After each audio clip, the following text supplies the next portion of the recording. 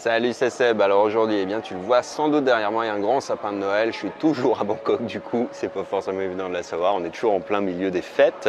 Et là, je suis dans un grand hôtel en fait de Bangkok qui est le Shangri-La. J'y suis pas pour y résider parce que ça coûte très cher pour finalement assez peu d'avantages dans le sens où tu as juste une belle vue. Mais la belle vue, finalement, tu peux faire comme moi, tu peux venir y déjeuner, tu peux venir prendre un café et tu vas te l'offrir pour la journée, ce qui va te coûter beaucoup moins cher que les 200-300 euros que coûte la nuit habituellement ici.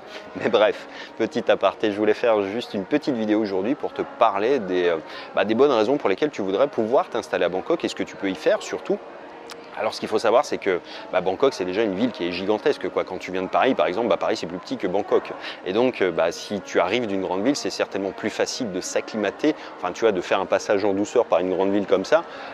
Évidemment, si tu viens du fin fond de la campagne en France, ça va te faire un choc, et pas forcément dans le bon sens. Mais pour le coup, ici, c'est très facile parce que tu retrouves tous les codes occidentaux, c'est-à-dire que les gens sont beaucoup plus anglophones et beaucoup plus multiculturels. Il y a le métro aérien, il y a 2 aéroports, enfin bref, tu vois, tu as plein de bonnes raisons pour ça, parce que finalement, si tu arrives ici, tu vas pouvoir rayonner un petit peu partout en Thaïlande. Tu vas pouvoir, pour 20 ou 30 dollars, te payer un billet d'avion, aller à Chiang Mai en week-end, aller sur les îles, etc. Alors que si tu prends l'option de vivre sur les îles à demeure à l'année, tu es plutôt bloqué. Moi, j'ai fait cette erreur-là quand je suis arrivé, c'est de vivre pas sur les îles, mais j'étais à Hua Hin, qui est à 3 heures de route à peu près de Bangkok. Mais rien que le fait de savoir qu'il fallait te farcir 3 heures de route, tu vois, pour aller à l'aéroport, ça te saoule et du coup, tu décales. Enfin, tu vois, tu peux pas faire des choses d'une manière aussi spontanée que là, tu te dis le vendredi soir, bon, j'irai bien quelque part, allez, je me réserve un billet d'avion pour demain matin, tu es en BTS, tu es à 45 minutes de l'aéroport, tu vois, c'est quelque chose qui est facile, qui est simple à faire, quoi.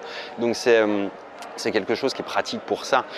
Donc c'est vraiment une grande ville où tu vas trouver évidemment tout, c'est-à-dire les grands centres commerciaux, tout ce que tu peux acheter en Europe, tu vas pouvoir le trouver ici aussi, pas forcément au même prix en revanche évidemment, mais tu vas pouvoir le trouver facilement. Donc c'est vrai que ça va te permettre de faire une transition en douceur.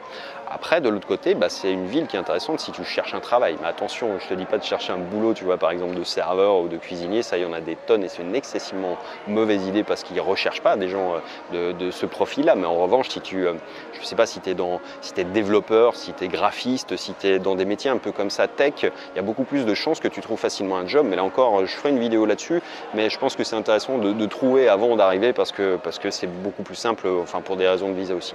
Mais bref.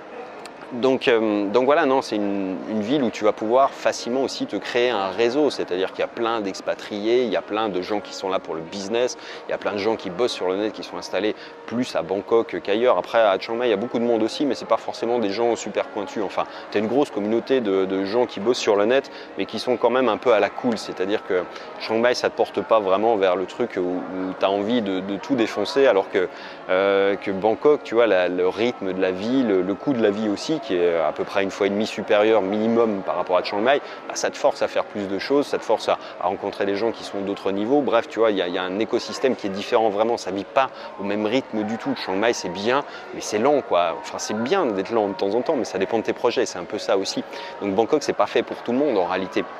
Parce que c'est plus cher, parce que, encore une fois, si tu viens du fin fond de la campagne française, ça va te demander beaucoup plus d'acclimatation, alors que si tu viens de Paris et que tu as déjà vécu dans les grandes villes, bon, tu vois, tu vas t'habituer beaucoup plus vite, d'autant que Bangkok est beaucoup plus agréable que plein de grandes villes européennes, dans le sens où tu vas pouvoir avoir accès à plein de services, tu vas avoir accès à des résidences sympas, tu vas avoir accès, tu vois, si tu as besoin d'une cuisinière, d'une femme de ménage, tu ne vas pas te poser la question. Enfin, tout ça fait que finalement, tu vas juste augmenter ta qualité de vie tout en ayant toujours ce tissu urbain. Et donc, à des restos de pointe, tu vois, des hôtels 5 étoiles qui sont sympas aussi. Bref, tu n'es pas obligé de dépenser tout ton argent dedans, mais c'est sympa de venir, même ne serait-ce que prendre un verre dans des cadres comme ça. Tu vois, là, on est au bord de rivière, enfin, ça se voit pas forcément très bien, mais on a un paysage qui est magnifique quand il fait beau. Là, il fait pas beau, donc bon, c'est pas super pour ça, mais je veux dire, tu peux vraiment t'offrir plein de choses auxquelles tu n'aurais pas forcément accès aussi facilement en Europe.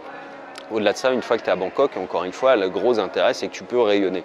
Tu peux prendre un minivan, tu peux prendre un taxi, tu peux prendre un avion, un train, bref, pour des budgets qui sont vraiment modiques, tu vas pouvoir aller te faire des week-ends, des semaines un peu sur les îles, sur tous les noms qui te font un peu rêver, Koh Samui, Koh Samet, Koh Phangan, Koh Phi Phi, Koh Lanta, bref, enfin tous les koh que tu peux imaginer. Et donc c'est vraiment bien pour ça Bangkok, parce que, encore une fois, tu es central.